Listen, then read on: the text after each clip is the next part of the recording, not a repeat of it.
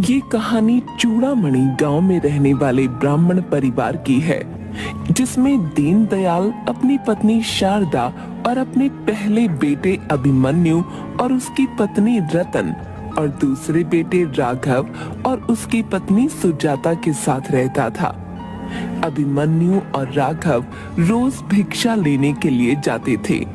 एक दिन काफी समय हो जाने के बाद भी जब अभिमन्यु और राघव दोनों घर नहीं पहुंचे, तो राघव की पत्नी सुजाता और अभिमन्यु की पत्नी रतन उन्हें व्याकुल होकर गांव में ढूंढने लगी। चाचा, आपने इन्हें और जेठ जी को कहीं देखा है? नहीं बेटा, आज तो वे आए ही नहीं भिक्षा के लिए। वैसे बिटिया, क्या हो गयो? कुछ नहीं चाचा, सुबह से ये और जेठ जी दोनों घर से साथ निकले थे, पर अभी तक घर नहीं लौटे हैं। कहाँ देख लिया उन्हें? कहीं पूजा करने के काजे तो नहीं बैठ गए? नहीं है, सारे घर और पूरे गांव में देख चुकी, कहीं मिले भी नहीं है। पीछे से रतन भी आ जाती है। सुजाता भाभी, ये दोनों मिले कि नहीं? मुझे तो नहीं मिले। मैंने हर घर गली सब जगह देखा, सबसे पूछ भी लिया, पर कहीं नहीं मिले। ये कहीं चले तो नहीं गए हमसे रूठ कर? तभी पास से एक लड़का योगेश आता है। भाभी, आप रो क्यों रही हो? भाभी, हिम्मत रखो, यह दोनों यही आसपास के गांव में ही होंगे। अरे भाभी, मैंने दोनों को गांव के तक्षक मंदिर वाले रास्ते पर जाते हुए देखा था। योगेश की बातों को सुनकर सुजाता और रतन दोनों घबरा जाती हैं। बेटा, आप दोनों घर चली जाओ, अब शाम हो गई है। वैसे भी शाम का समय हो गया है। तक्षक राक्षस रात में आ जात है, जल्दी जाओ। आखिर तक्षक है कौन और सब लोग उससे डरते क्यों हैं? तक्षक मौत का दूसरा नाम है। लोग खजाने के लिए उस मंदिर में चले जाते हैं। तक्षक लोगों की जान क्यों लेता है? तक्षक मोगी देवी की पहली संतान थी। तक्षक बहुत लालची था। उसने देवी के सारे सोने को हड़प लिया था और जैसे ही तक्षक अनाज को हड़पने वाला था, सारे देवी देवताओं ने उस पर हमला कर दिया और अपनी संतान को देवी ने बचाने के लिए शर्त रखी। और वो शर्त थी कि कोई भी तक्षक की पूजा नहीं करेगा और सब तक्षक को भूल जाएंगे। चूड़ामणि गांव के लोगों ने तक्षक का मंदिर बनाया और उसकी पूजा की, जिसकी वजह से सभी देवी देवता क्रोधित हो गए और तब से लेकर आज तक देवी देवताओं का गुस्सा चूड़ामणि गांव पर बारिश बनकर बरस रहा है।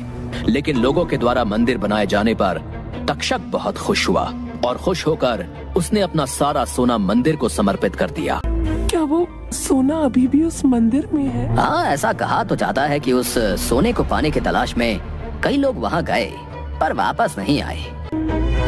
वह दोनों उनकी बात को सुनकर घर जाकर पिताजी को सारी बात बताती है। सुजाता पिताजी को बताती है, योगेश कह रहा था कि ये और जेठ जी तक्षक मंदिर की तरफ जाते हुए दिखे थे। जाने कहाँ चले गए दोनों? चलो मैं उन्हें ढूंढने सुबह जाऊंगा। वैसे भी इस वक्त निकलना ठीक नहीं होगा। ठीक है पिताजी। रुको, ये बात तुम दोनों अपनी माँ को मत बताना, नहीं तो वो दुखी हो जाएगी। सुबह होते ही वह दोनों बच्चों को ढूंढने निकल जाता है। वहाँ रास्ते में काफी तेज बारिश हो रही थी। बूढ़ा होने की वजह से धीरे और कांपते हुए चल रहा था। तभी रास्ते में एक दुकान दिखती है। दीनदयाल ब्राह्मण दुकानदार से पूछता है, आपने किसी दो भिक्षुक ब्राह्मणों को देखा है? हाँ, मैंने उन्हें कल भिक्षा दी थी। तभी वो दोनों किसी मंदिर और धन की बात कर रहे थे। कौन सा मंदिर? मंदिर का क्या नाम था? मुझे नहीं पता। जल्दी जाओ यहाँ से, सुबह सुबह काम भी नहीं करने देते हैं।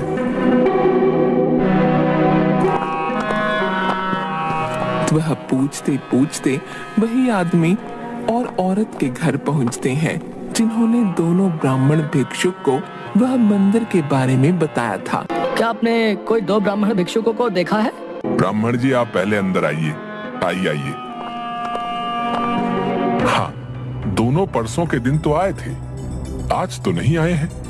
हाँ, ये दोनों इस तक्षक राक्षस की फोटो देखकर पूछने लगे थे। मैंने उन्हें सब कुछ बता दिया। जी अच्छा, अब मैं चलता हूँ। जी ठीक है। दीनदयाल समझ चुका था कि अब उसके बच्चे नहीं बचे होंगे। उसे अपने गुरु की बात याद आई जो उस मंदिर के बारे में बताते हैं। वह कुछ सोचकर घर चला जाता है। घर पहुंचकर पत्नी से कहता है, सुनो, मैं दोनों बच्चों को लेकर 1-2 दिन के लिए बाहर जा रहा हूँ, अपना ध्यान रखना। दीनदयाल अपने झोले में पूजा पाठ का सामान और एक तस्वीर रखकर मंदिर की तरफ चला जाता है।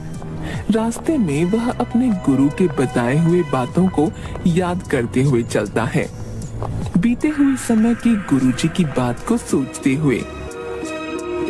गुरुजी, ये तक्षक रक्षक और उसके जो सैनिक हैं, उन्हें हराने का कोई तो रास्ता होगा।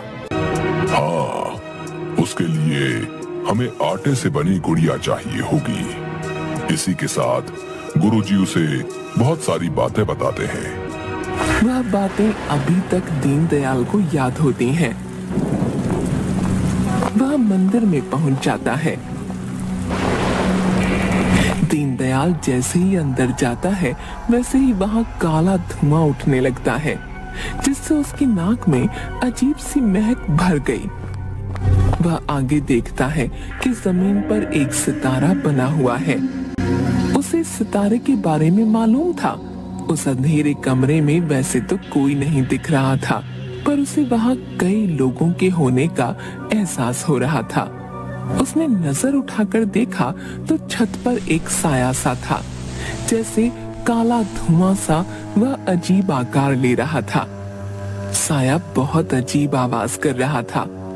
उसने कांपते हुए लालटेन जलाई तो कोई नहीं था। पूरा मंदिर मुर्दा खामोशी से गूंज रहा था। उस धुएं की वजह से उसे भ्रम पैदा हो रहे थे। उसे एकदम से ऐसे लगा कि कोई बर्फ सा ठंडा हाथ उसे पीछे से खरोंच रहा हो। वह तेजी के साथ हड़बड़ाकर पीछे मुड़ा। वहां पर कोई नहीं था। साथ ही मुख्य दरवाजा धड़ाम से बंद हो जाता है।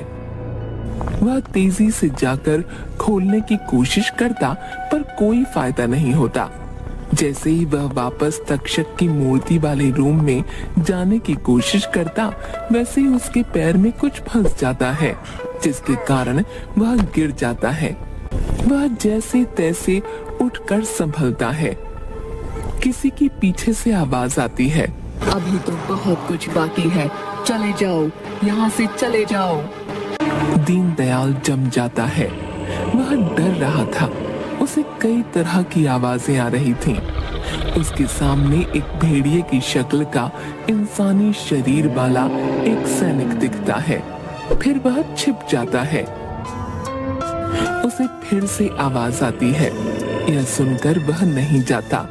उसे अपने बेटों का चेहरा बार बार दिखाई देता। वो मन मारकर आगे बढ़ने लगता। रास्ते में हड्डियां और मांस उसे दिखाई दे रहे थे। जब वह आगे चला तो उसके पैरों के नीचे बहुत सारे पत्ते थे। वह समझ नहीं पा रहा था कि बंद कमरों में इतने सारे पत्ते कहां से आ गए थे। शाम होने के कारण वह लालटेन जला लेता है। तभी वह देखता है कि लालटेन की मध्यम रोशनी में तक्षक की मूर्ति दिख रही थी। उस रोशनी में उस मूर्ति का चेहरा साफ दिख रहा था। ऐसा लग रहा था कि वह मुस्कुरा रहा हो। वह यह नजारा देखकर डर रहा था और अफसोस कर रहा था। उसे गुरुजी की बातें याद आईं कि इस आटे की गुड़िया को तक्षक के पास जो सोने की मुहर है, उसे इस पर लगाकर उस सितारे वाले गोले में रखना है।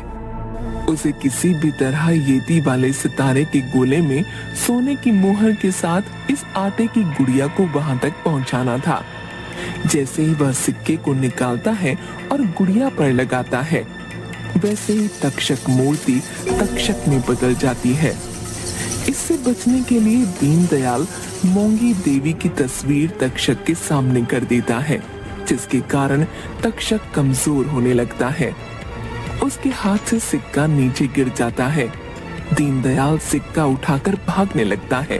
उसे पकड़ने के लिए सैनिक मानव शरीर पर भेड़िए के चेहरे वाले उसके पीछे लग जाते हैं।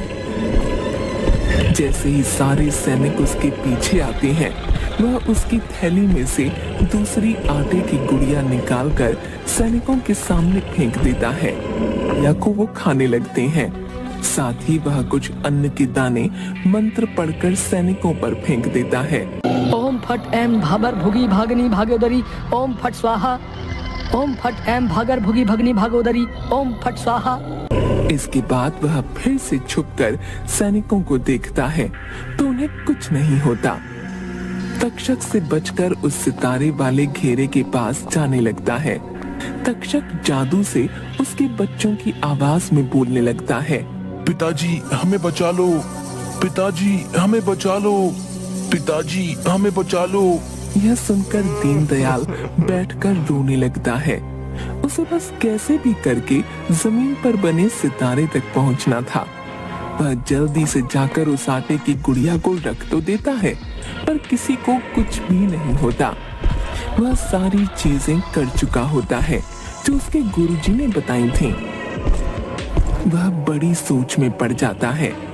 इतने में तक्षक के सैनिक उसे पकड़ लेते हैं पर उसका कुछ बिगाड़ नहीं पाते। उसके पीछे का एक कारण यह था कि वह गुड़िया और सिक्का उस सितारे के बीच में रखे होते हैं। जो सितारे के बीच में सिक्का और अन्न की गुड़िया को रखता है वही व्यक्ति उसे बाहर निकाल पाता है। इससे क्रोध में आकर तक्षक तोड़ फोड़ करने लगता है। मंदिर में सभी जगह वो तोड़ फोड़ करता है, खासकर एक जगह को छोड़कर। इस पर पहले तो दीनदयाल का ध्यान नहीं जाता पर उसकी नजर एकदम से उस जगह जाती है जहां जरा सा भी तोड़फोड़ नहीं होती। वह जगह बिल्कुल साफ होती है। तभी चालाकी से साफ वाली जगह पर वह खड़ा होकर वहां जो छोटी छोटी आटे की गुड़ियाओं को तोड़ने लगता है। उसमें तक्षक के सैनिकों की जान होती है। वह सारे सैनिक मारे जाते हैं जिससे तक्षक और गुस्सा होने लगता है। जिसके बाद वह दीनदयाल को मारने के लिए हाथ उठाता है पर उसे मार नहीं पाता क्योंकि एक तो वह सिक्का और दूसरा यह खंभा जिससे दीनदयाल चिपका हुआ था। तभी वह मोंगा देवी का आह्वान करता है जिससे वह देवी प्रकट हो जाती है। तभी दीनदयाल को गुरुजी की एक महत्वपूर्ण बात याद आती है। मोंगा देवी और तक्षक के बीच बात होने लगती है। इसी बीच दीनदयाल जाकर जिस जगह तक्षक की मूर्ति रखी हुई थी उस जगह से तलवार निकाल लेता है। बेटा तक्षक, यह तुमने और तुम्हारी सेना ने कितने बेकसूरों को मारा है, इसके लिए मैं तुम्हें माफ नहीं करूंगी। तुम मेरा कुछ नहीं बिगाड़ सकती हो। दोनों में युद्ध होने लगा। इसी बीच दीनदयाल उस तलवार से उस गुड़िया और उस सिक्के के 2 टुकड़े कर देता है जिससे तक्षक की हार हो जाती है। मोंगा देवी दीनदयाल की तरफ देखते हुए, प्रणाम माता, मैं मेरे गुरु से प्राप्त मंत्र से आपके दर्शन प्राप्त कर धन्य हुआ। बेटा, तुमने मेरा आह्वान कर मेरी भक्ति कर मुझे प्रसन्न किया। मेरे पुत्र को इस राक्षस योनि से मेरे द्वारा मुक्त करवाया है। साथ ही इस गांव को देवी देवताओं के श्राप से मुक्त करवा दिया है। बताओ तुम्हें क्या चाहिए? आपके दर्शन प्राप्त कर धन्य हुआ। माँ, मुझे मेरे दोनों बच्चे वापस दे दीजिए। मैं उनके बिना नहीं जी सकता। साथ ही इस धन को भी आप वापस अपने साथ ले जाइए। इतना कहकर दीनदयाल चुप होकर आंखें बंद कर लेता है। तथास्तु, सुखी रहो और धन्य धान से फलो और फूलो। इतना कहते ही दीनदयाल आंखें खोल और पाता है कि वह मंदिर के बाहर खड़ा है और लोग जो उस धन के लालच में अंदर मारे गए थे वह सभी जीवित होकर वापस बाहर आने लगे थे। उनमें उसके दोनों बेटे अभिमन्यु और राघव भी आते हुए दिखते हैं। दोनों पिता को गले लगाते हैं। मुझे माफ कर दीजिए पिताजी, मैं पैसों के लालच में आ गया था जिसके कारण ये सब हुआ। अब मैं कभी लालच नहीं करूंगा। कोई बात नहीं बेटा, चलो अब घर चलते हैं। माँ तुम्हारा रास्ता देख रही होगी। तीनों मिलकर अपने घर चले जाते हैं। घर घर पहुंचने के बाद वो देखते हैं कि वहाँ झोपड़ी की जगह एक हवेली बनी हुई थी। दीनदयाल देखता है कि उसमें से उसकी पत्नी व दोनों बहुएं आती हैं। ये क्या है? हमारा घर कहाँ है? यह देवी के चमत्कार से हुआ है। दीनदयाल को उस मंदिर के अंदर के माता के आशीर्वाद की बात याद आती है और सभी खुशी खुशी रहने लगते हैं।